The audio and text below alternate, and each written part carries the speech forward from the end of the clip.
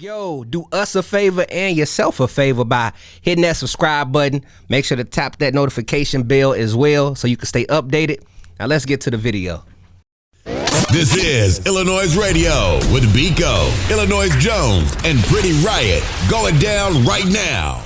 Y'all know what time it is, man. It's Chicago's most valuable radio show, iLLANOiZE Radio. I'm your host, Biko, alongside Pretty Riot, iLLANOiZE Jones. And we got a very special guest in the building with us. He goes by the name of Dave Bradley. What's cracking? This is my little round of applause. We here. What's cracking? Welcome to iLLANOiZE Radio, my brother. I'm happy to be here, man, with y'all. It's a pleasure. It's an honor. I've been seeing y'all working for a long time, so it's good to finally be up here with y'all. Don't make us blush or make me blush. Oh, man. Thank you. For real. Thank you for taking our time and sliding to talk about, your story and let everybody know what's been going on with you. So, in general, how you been? Life is great, man. Life is great. I'm a dad, so, being a dad full time is great. Give me more purpose and intention with things. Time is a little more of the essence than it was before. How does it feel looking at a human you made? Every day I'm confused. I'm just like, how do we get here? How did we get here? And it's you magical. know how you got there. I'm like, the start of it. We know how we got here. Thank God. But I really made one of these. I really made one, and he looked like me. So it's like, that's crazy. How old is he? 15 months as of a couple days ago. Oh, it's beginning stages when you got the butts on it. I was about to say, does the months make a difference? Like, Yeah. when people be like, my Yeah. kid is 19 months. Yeah. Like, Yeah, I just wrote a joke about that the other day.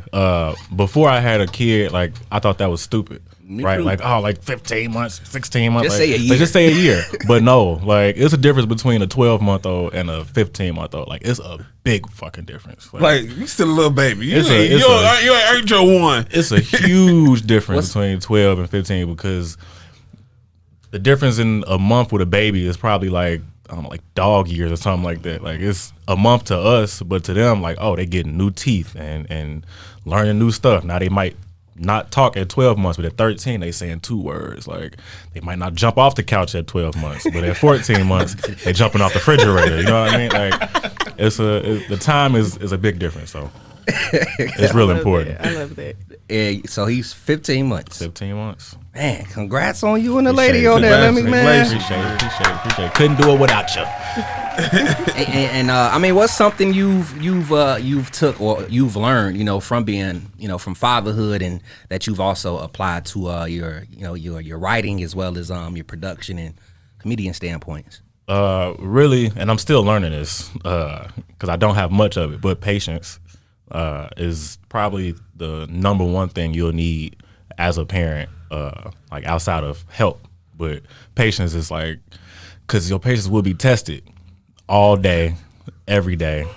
You don't need to have some type of source that you can connect to refrain from any illegal, activities that might come. Look, it's Biko gonna pop up. Biko nigga, I feel you.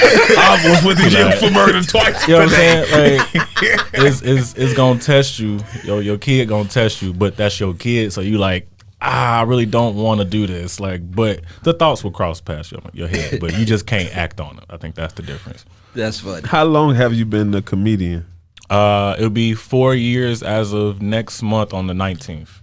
Okay, 4 years. Yeah. So I want to know, because of course I've known you for quite some time, and you didn't start out as a comedian. I actually watch you do a number of things.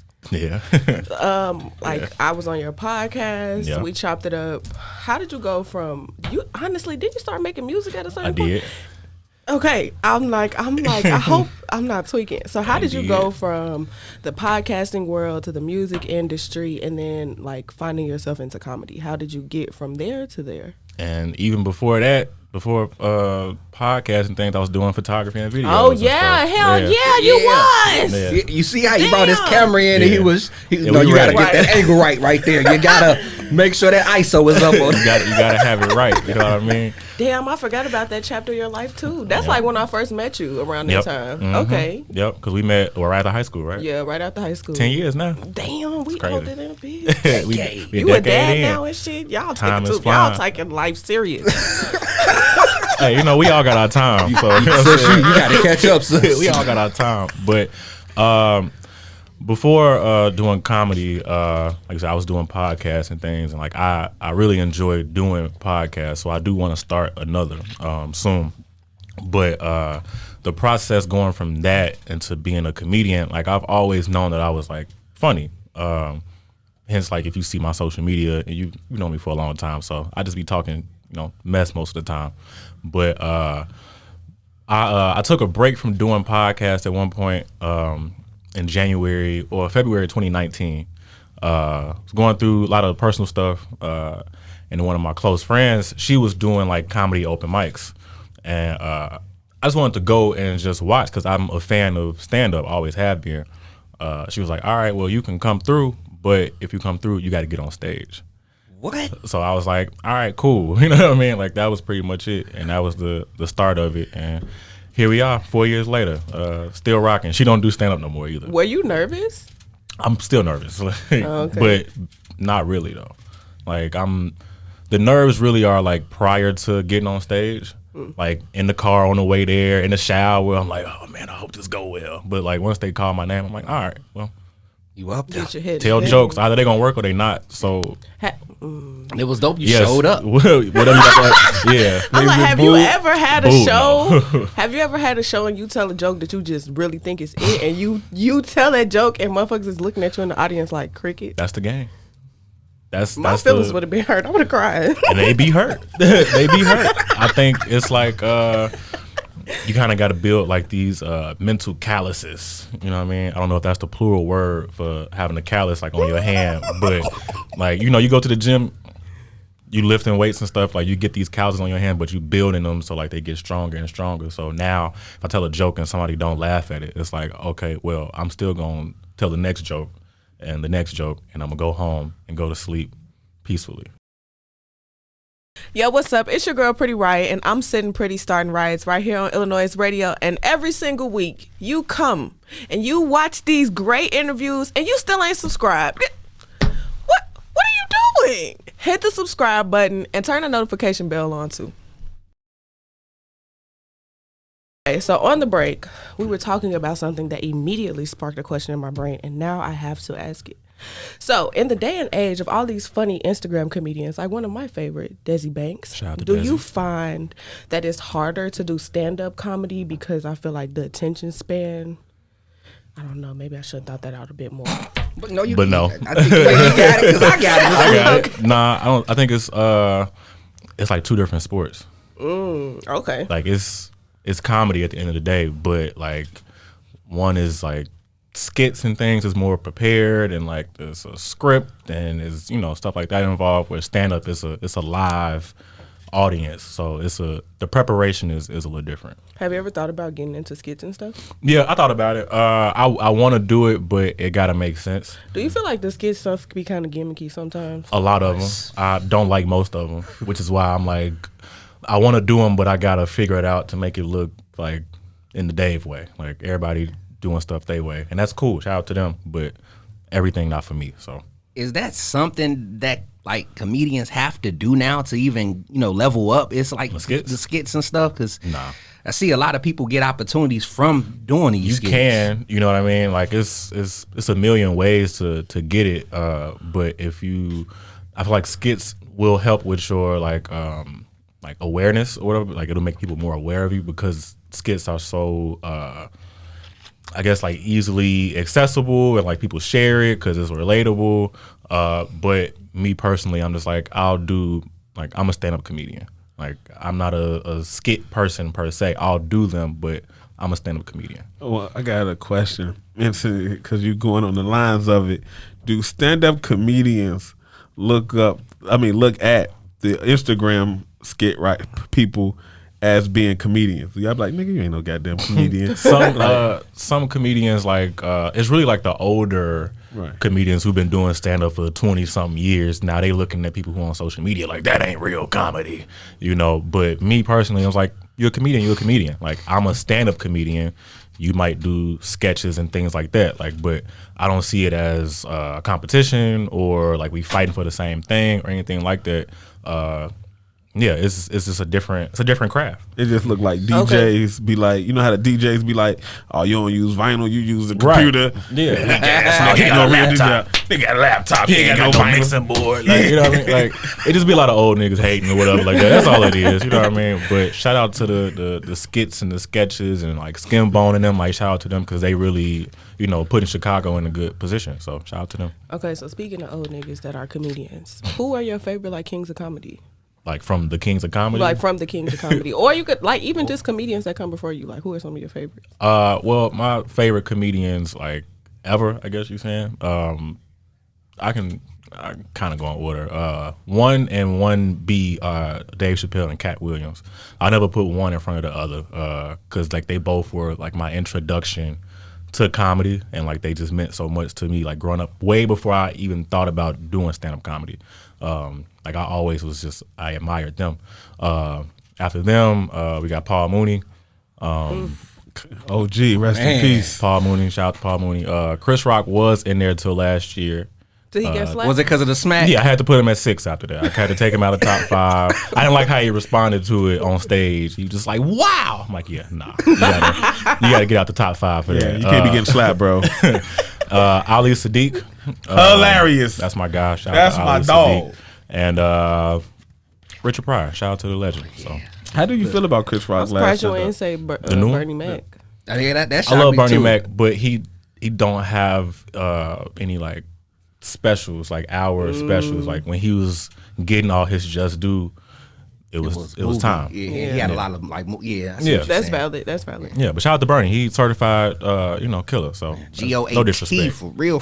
Jones, what you were saying? I was shit, I forgot. You was asking him about the new Chris Rock. How you feel about that new stand-up comedy? I like that it. just dropped? The new special. I like it. I like it a lot. I feel like a lot of people don't like Chris Rock.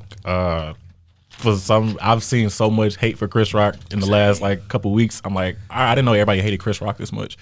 But Everybody hates everybody hates Chris. Yeah, it makes sense. You know what I mean? But Chris Rock to me is one of the best comedians like to ever do it. So I don't take people's hatred for it seriously. But I also think that people wanted to see him talk about the Will Smith thing more. Right. And he only did it for like 10 minutes at the end. So the whole time people just sitting there like People that don't even watch his old stuff or know his comedy at all. I had because I'd be arguing with niggas on Facebook all day. And this one lady, she was like, I never liked Chris Rock. I'm like, well, how many of his specials have you seen? She like, just this one. I'm like, well, why did you watch this one then? If you've never liked him and you never thought he was funny, but you've never seen any of his stuff before, but you have this opinion already going into the new special. So it's just like, people have these predetermined opinions about you before you put your stuff out anyway. So you just got to work. Shout out to Chris Rock, though. I want to touch on stand-up comedy some more because it could be just me, but I felt like at the time it was kind of like the industry was at like a halt. I mean, I want to say probably a couple years back before Dave Chappelle finally came back from Africa. I went to Cat Williams. I actually saw him live before, but I felt like that market was kind of like at a halt for a second. At any instance, did you see a shift in stand-up comedy? Since I've been in it, there has been a shift, but I think it was mostly because the pandemic played a big part in it. Okay. So prior to the pandemic, people might feel like you can kind of play with it. You know what I mean? Like you don't have to take it as serious. Like you take it seriously, but when you see that, this can be gone at any moment. Like when the pandemic happened, there was nowhere to perform in Chicago. Mm-hmm. You can go other places like other red states, or whatever, because like Indiana was wide open. Chicago was closed down, so like you take it more seriously. So now, being 2-3 years removed from the pandemic, you can see people taking it a little more seriously from like a business standpoint and really like pushing the content. So even myself included. But as far as like a cancel culture or whatever standpoint, that is what it is. And before we get into break, man, I hear you say this serious word. How you say people take it serious, but for some reason, Do you feel like speaking your mind as a comedian at this, like the way the new generation is opposed to, like, is it harder for you to get on that stage? Not me. Do it make it difficult in general for for the comedic world? For some people, yeah. If that's what my intention is, to always just to be myself and to speak my mind. That's why I do it. So I don't feel the need to like hold back or like, oh, I'm not gonna talk about this. I'm not gonna talk about that. Like that's literally would be the antithesis, I like that word, of who I am as a person. Like I'm just a vocal person. I'm gonna speak on the real stuff that's going on. You can like it or you cannot, but I still came here to just speak my mind and just to provide some perspective on things. And you'll think about it after the show. Even if you didn't laugh, you'll think about it. Is your business struggling? Trying to get your followers up? No problem.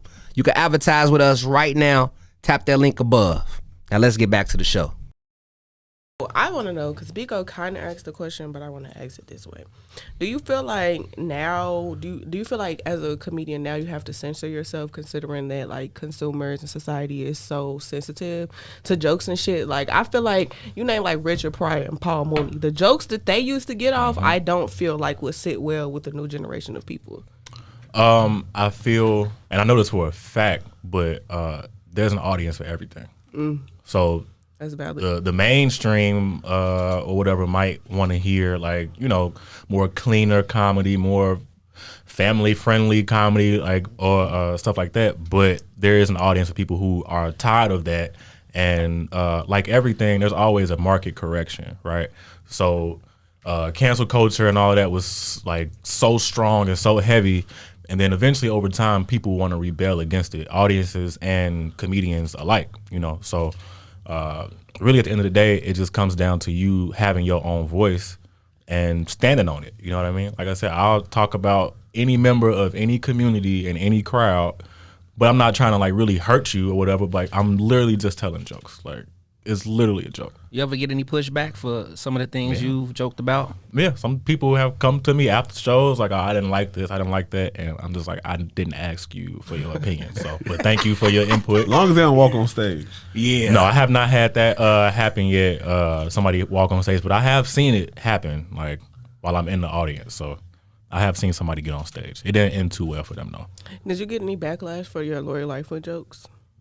Nah, I think people love my Lori Lightfoot jokes. People, like I said, like I talk about any and everything, but like I'm not trying to be disrespectful to anybody, Like I'll try to teeter that line as much as I can, but like I don't want to like overstep and like really disrespect somebody unless I'm disrespected first. Then it's free game. Do you fear like getting blackballed? Like, do you feel like if I talk about this one person or this one topic and I say something like I might be done for? Nah, I've paid attention a lot to who you can talk about and who you quote unquote can't talk about, and then I talk about them anyway. Wait, hold up.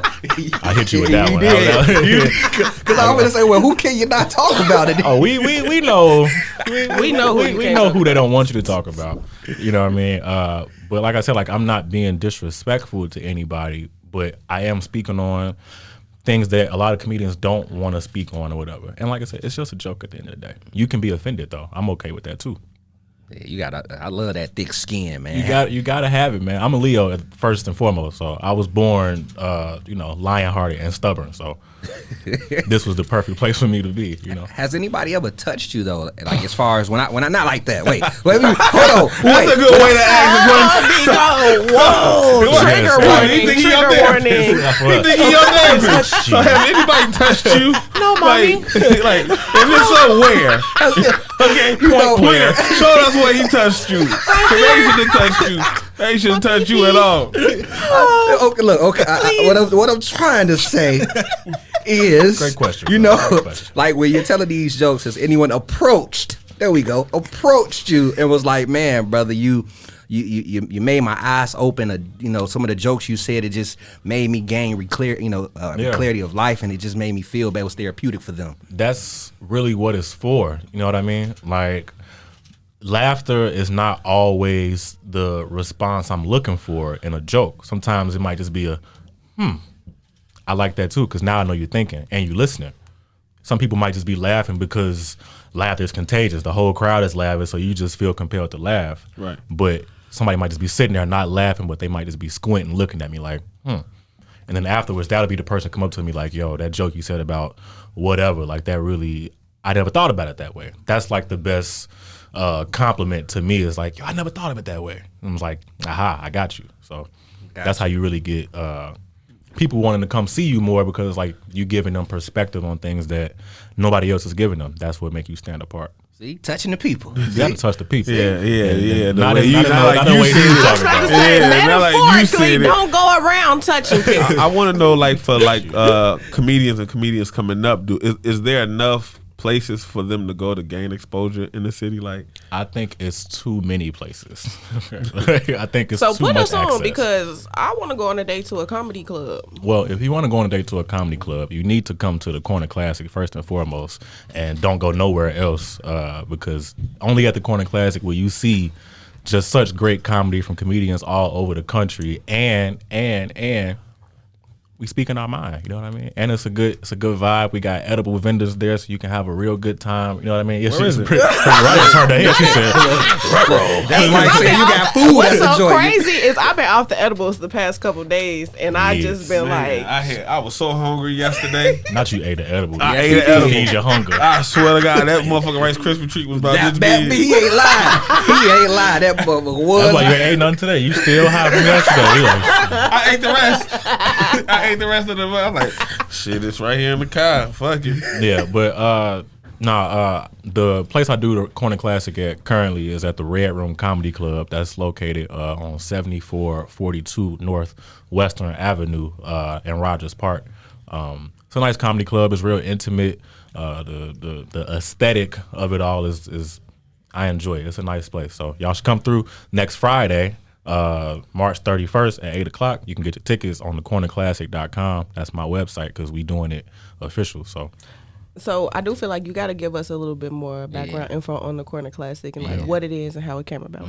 So the Corner Classic is my comedy brand. The idea of it came from during the pandemic. When the pandemic started, like I broke my foot, right? So I was at home doing nothing, and there was nowhere to perform comedy at. So in that moment of like, okay, I need to create something. I still have like all my podcast equipment and stuff from when I was doing podcasts at home. So I was like, okay, well now we rap. So I just got some beats and started rapping in the kitchen corner of my apartment. And the title of my debut EP was Kitchen Corner Classic. Can I tell you something? I'm so glad you stopped doing music. Wow. I appreciate that. Hey, that's coming. I appreciate that. People Okay. real Comedy fits feedback. you so much better. I'm so sorry. agree I with hope that, that's too. not fucked up. That's okay. That's the jack. That's a real But friend. Look, he said he got thick skin. I'm Damn. cool. He go on stage. Some of the jokes may not hit. But you know. him being a rapper got him a great title.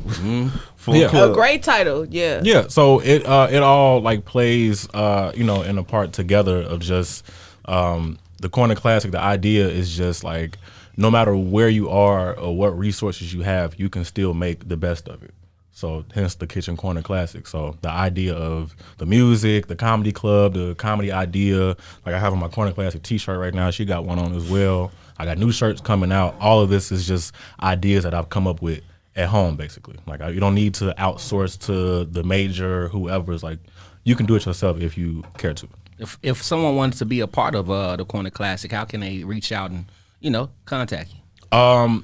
It's more so of a connection thing. Like it has to be organic. Like I'm not hiring at the moment, but if we connect and you want to work and you provide some value, then there can be things that are discussed. But at the moment, I'm the goddamn PR. Like I'm the CEO, photographer. I'm the the big- CEO. I produce the shows, or I put the shows together. Everything's out of pocket. I book the room, book the comedian. See, and book that's the what I photographer. actually meant. I meant like if artists wanted to, guests wanted to hit the stage and get locked in with you. Oh, well, then you can just reach out to me on Instagram or whatever at the Lord Dave. You can hit me up and, I'll watch, your page and look at your page or whatever. Like, I don't really take like clip submissions. Like, you don't have to send me a clip of you, like, to get consideration. Like, I can pretty much tell from your social media presence if you take it serious enough for me to take it serious, you know. So that's really what it is. I'm not like looking for people or really need people to try to find me. I'll connect with you organically. Oh, go ahead, sis. What's the worst joke you ever wrote? The worst joke I ever wrote, well, I won't say it's the worst joke, but I think it's the dumbest joke I've ever written. And I've just started doing it on stage recently because it's so stupid. And I'm just like, I'm at a place right now, like in my comedy, where I'm just kind of like, whatever. Like, sometimes I'll go up there with nothing planned. Sometimes I'll go up there with a whole script. So when you be freestyling jokes? Sometimes you freestyle jokes. Like, you've had an entire day, and plenty of things have happened to you throughout the day. I'm sure you could find something. My therapist think I'm a comedian.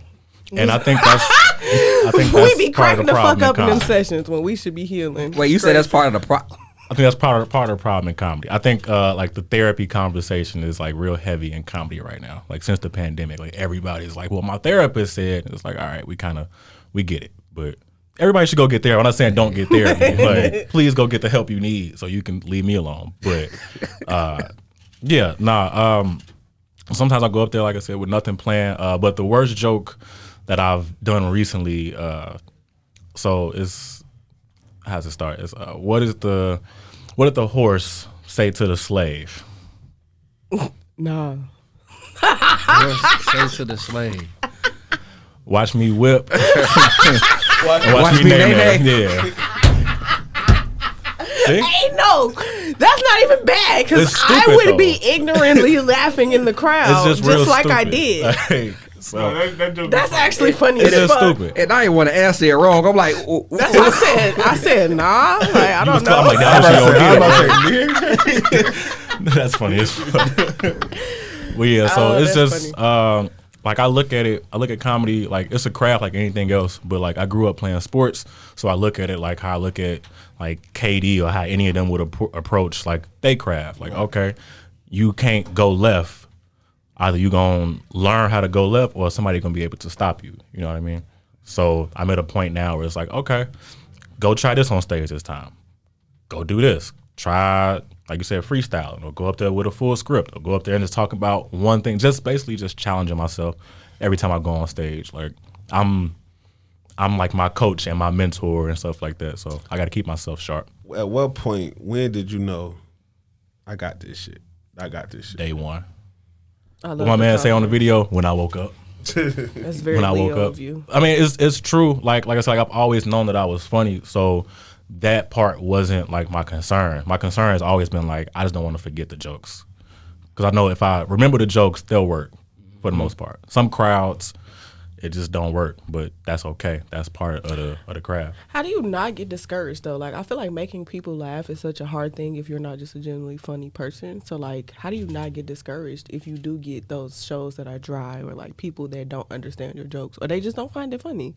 You just go do it again the next day. Or like comedy is a thing where like you can get up and perform multiple times a night.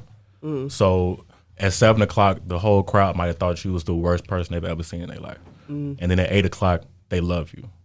And at 9 o'clock, they hate you again. So it's just like, and these are 3 different crowds, so you can't get too up or too down whether if people like you or not. Like you there to do a job at the end of the day. So do you do like daily affirmations or something? Like how do you keep yourself so confident? Because I feel like that would take a blow to some people's egos. I mean, it can hurt. You know what I mean? Like it can hurt. Like I've never been booed, but I've seen people get booed. I'm like, yeah, that probably would suck. But I just continue to know and believe like I'm the funniest person on this stage. Because I'm the only person on the stage at the moment. But like I also feel like I'm the funniest person I know. Like just that could be ego or whatever, but that just keeps me going. Like, okay, they didn't laugh today, but it's all right. Like I know the jokes are funny, so you just keep working them and trying to enhance them so the next crowd get it. So do you crack jokes on your son and be like, it's as good or not? Like tell him like my comedy jokes? No, but he gives me I make him laugh all day, so I'm like, as long as he laugh, I ain't got to worry about what the crowd think. Like my son think I'm funny, so I was about to say. Again, you got to let everybody know how they can get in tune with you, how they can follow you, and you got to give out the Corner Classic website again. Most definitely. You can find me on Instagram at so that's THE.LordDave. The Corner Classic page is the.cornerclassic. You can go to the Corner Classic website. That is thecornerclassic.com. I'm also on YouTube, Lord Dave Bradley. You can watch clips of my comedy and other people who've done the Corner Classic on the Corner Classic website. So once again, that's thecornerclassic.com. So yeah, come through, have a good time. We do it monthly at the Red Room Comedy Club. So come through. Appreciate you sliding, That's Dave, a good man. date night idea, guys. Go get your laugh If you on. want to like get in her draws, you gotta laugh your way in there. This is the truth. Laugh into You her gotta walls. he. Oh, sorry. Not her walls. I said Laugh her into that pussy draws. like a crash dummy. Laugh into that fucking pussy weak. like a crash dummy. Hey, ooh.